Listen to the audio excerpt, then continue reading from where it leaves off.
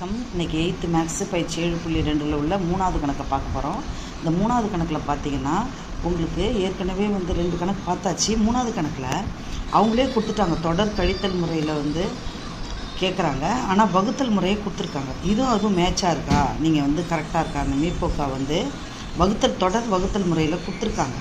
அது கொடுத்ததில் ஃபஸ்ட்டு கணக்குக்கு 4என்ற ஆன்சரும், 2வது கணக்குக்கு 5என்ற ஆன்சரும் வந்திருக்கு. இந்த 5என்ற ஆன்சரும் வந்திருக்கு. இது கரெக்டாக இருக்கா பாருங்கள், தொடர் கழித்தல் முறையில் செக் பண்ணுங்கள் அப்படின்னு சொல்லியிருக்காங்க. அதை நம்ம இப்போ செக் பண்ணி பார்ப்போம். தொடர் கழித்தல் முறையில் இதே நம்பருக்கு நம்ம போட்டு பார்ப்போம். இது கரெக்டாக வந்ததுன்னா இந்த மெத்தடு நம்மளுக்கு ஈஸியாக இருக்கும். அதனால் கழித்தல் மெத்தடு வகுத்தல் மெத்தடை விட கழித்தல் மெத்தடு கொஞ்சம் சின்ன பிள்ளைங்களாக இருக்கிறதால உங்களுக்கு ஈஸியாக இருக்கிற மாதிரி இருக்கும். அதை பார்க்கலாம். தொடர் கழித்தல் முறையில் பார்த்திங்கனாக்கா, இப்போ தொடர் கழித்தல் முறையில் அந்த வகுத்தல் முறையில் கொடுத்ததை நம்ம செக் பண்ணி பார்ப்போம். இப்போ 56 12 இந்த 56 12 நம்ம என்ன செய்கிறோம், முதல்ல பெரிய நம்பரை போட்டுக்கிறோம், கீழே சின்ன நம்பரை போட்டுக்கிட்டு சப்ராக்ட் பண்ணுறோம். வர்ற ஆன்சரோட நம்ம என்ன செய்கிறோம், இந்த 2 நம்பரில் எது சின்னதோ அதை மறுபடியும் கழித்தலுக்கு கொண்டு வரோம். கீழே கொண்டு வரும்போது 32 கிடைக்குது. மறுபடியும் இவன் எடுத்தாந்து கீழே போட்டு இதை 2த்தையும் கழிக்கும்போது நம்மளுக்கு 20 கிடைக்குது. மறுபடியும் நம்மளுக்கு இந்த 12 சின்ன நம்பராக இருக்கிறதால மறுபடியும் இந்த 20லேருந்து 12 கழிக்கிறோம், 8 வருது. மறுபடியும் இந்த 12 கொண்டு வர முடியாது, ஏன்னா 8 கிடச்சிருச்சு. அதனால் 12 பெருசாக இருக்கிறதால 12ல் 8 போயிடுச்சுன்னா 4, 12ல் 8 போயிடுச்சுன்னா 4. அப்போது 4, இந்த 4 மறுபடியும் கழிக்கும்போது நம்மளுக்கு 0 வரும். எந்த எண்ணு 0வை கொடுக்குதோ அதுதான் மீப்போக்கா. அதுதான் என்னது, மீப்போக்கா. இந்த 56 மற்றும் 12க்கு மீப்போக்கா என்னது, 4. மீப்போக்கா 4.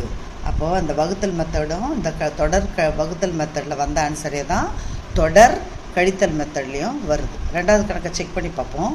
இதில் 3 நம்பர் கொடுத்துருக்காங்க. இந்த 3 நம்பரில் எப்போதுமே 3 நம்பரை ஆட் பண்ணாலும் சரி, சப்ராக்ட் பண்ணாலும் சரி, நம்ம ஃபஸ்ட்டு 2 நம்பர்ஸை எடுத்துகிட்டு செஞ்சுட்டு அதுக்கு வர்ற விடையாக தான் 3rd நம்பரை ஃபங்க்ஷன் பண்ணும்.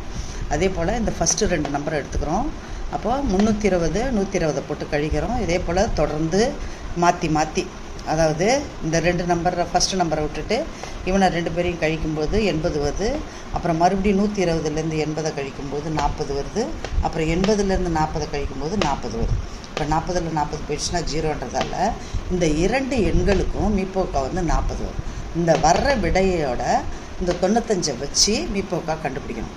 இப்போ 95 40 வச்சு நம்ம தொடர் கழித்தல் முறையில் தொடர்ந்து செய்யும்பொழுது நம்மளுக்கு என்னது 40 கழிக்கும்போது 55 வருது. மறுபடியும் இந்த 40 55லேருந்து கழிக்கும்போது 15 வருது.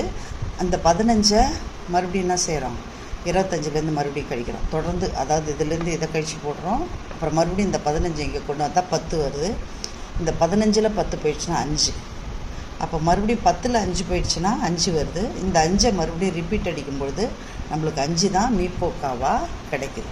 அப்போது இந்த 3 எண்களுக்கும் மீப்போக்கா என்னது 5. இந்த 2 எண்களுக்கும் மீப்போக்கா என்னது 4. இதே மாதிரி வகுத்தல்லையும் வர்றதால இது கரெக்டாக நம்ம நிரூபணம் ஆயிடுச்சு. எந்த மெத்தடு செஞ்சினாலும் ஆன்சர் ஒன்றா தான் வரும். அதனால் நல்லா தெளிவாக புரிஞ்சுக்கிட்டு செஞ்சிங்கன்னா ஈஸியாக ஸ்கோர் பண்ணலாம். Thank you children.